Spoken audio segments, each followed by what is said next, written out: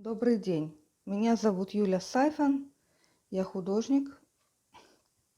Сегодня я хочу показать свои вспомогательные инструменты, которыми я пользуюсь ежедневно, и они мне облегчают творческую задачу. Начну с малярного скотча.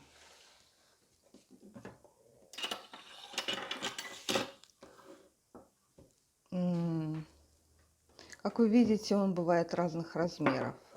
Сначала я вам покажу, для чего он нужен. Чтобы прикреплять бумагу к доске или к скетчбуку, чтобы бумага не пошла волнами, когда мы работаем в какой-то водорастворимой технике, которая увлажняет лист, и от этого лист может пойти волнами.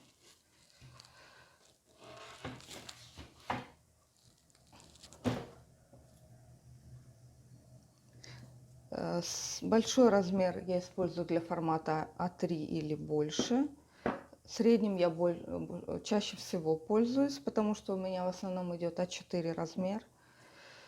И маленьким для маленьких работ. Маленьким также можно разграничивать большой лист. Сейчас я вам продемонстрирую. Вот таким образом. Это я вышла на днях на этюды у бассейна.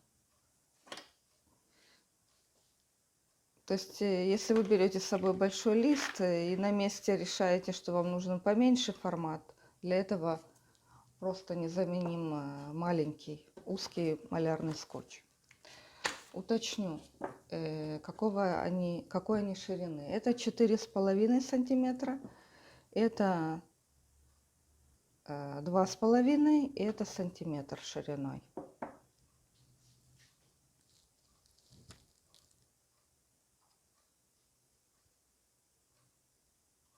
Я покупаю малярный скотч в строительных магазинах. Есть художественный малярный скотч, но он мне недоступен. Поэтому пользуюсь тем, что можно быстро и легко купить. Есть недостаток в этих строительных материалах в том, что лента довольно-таки жесткая, очень липкая и может поцарапать бумагу. У меня был вот такой скотч Тесса. Он был самый мягкий и проще всего от бумаги отставал. Был белый. У меня еще есть такой же розовый. Если вы ищете для художественных средств, розовый самый лучший, он мягче. Если скотч с трудом отходит от бумаги, есть отличный способ воспользоваться феном.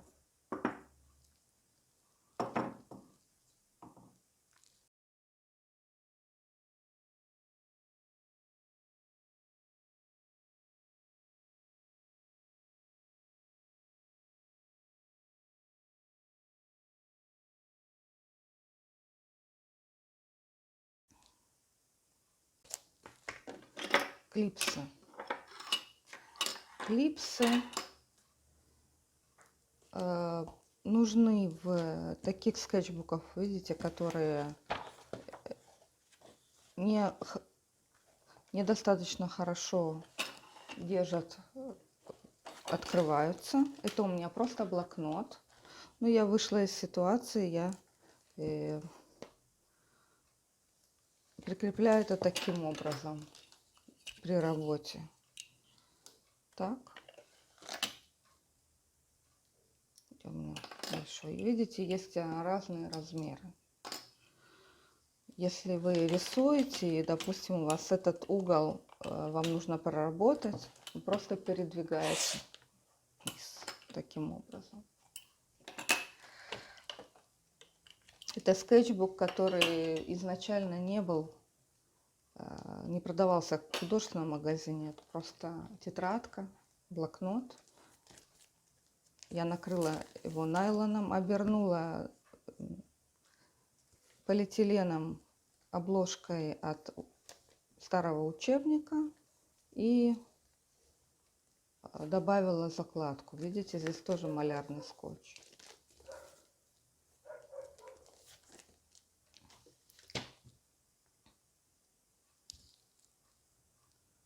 Также в ежедневной работе могут пригодиться кнопки. У меня эти кнопки были много лет.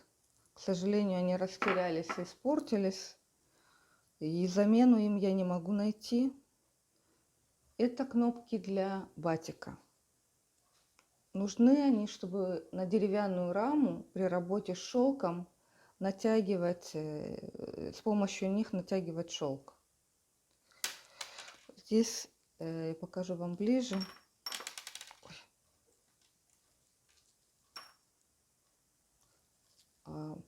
Есть 3 иголочки.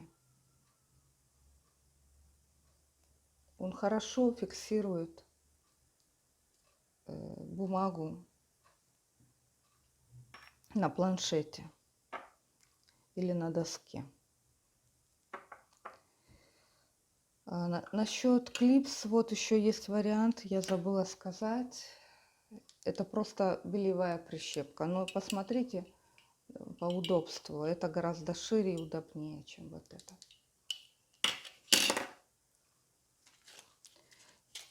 Помимо малярного скотча, есть вот такая лента для акварели, чтобы фиксировать акварельную бумагу. Как вы знаете, она бывает очень плотная, и часто акварелисты ее намачивают с обеих сторон. И чтобы зафиксировать, вот эта сторона, намазанная клеем, смазывается губкой, и таким образом фиксируется лист.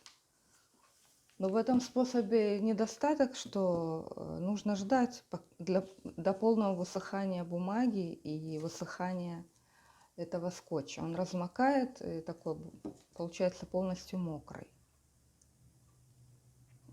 Ну, среди акварелистов это считается самый лучший вариант фиксации листа.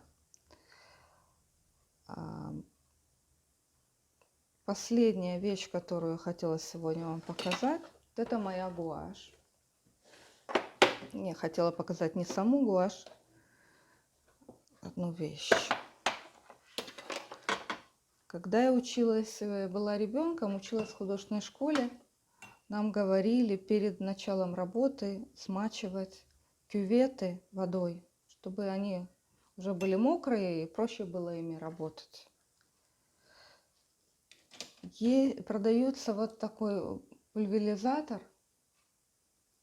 и он облегчает задачу в несколько раз. Я еще пользуюсь гуашью, которая из тубов.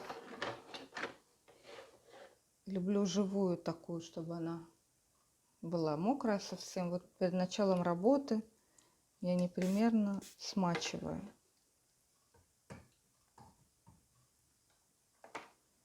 Кроме этого, пульверизатор хорош на улице, когда тепло и нужно все время гуашь смачивать или смачивать лист. На этом сегодня все. Спасибо за ваше внимание. Если было интересно, вы узнали что-то новое или хотите меня просто поддержать, я буду очень этому рада. Пишите комментарии, ставьте лайки. Всего доброго, до свидания.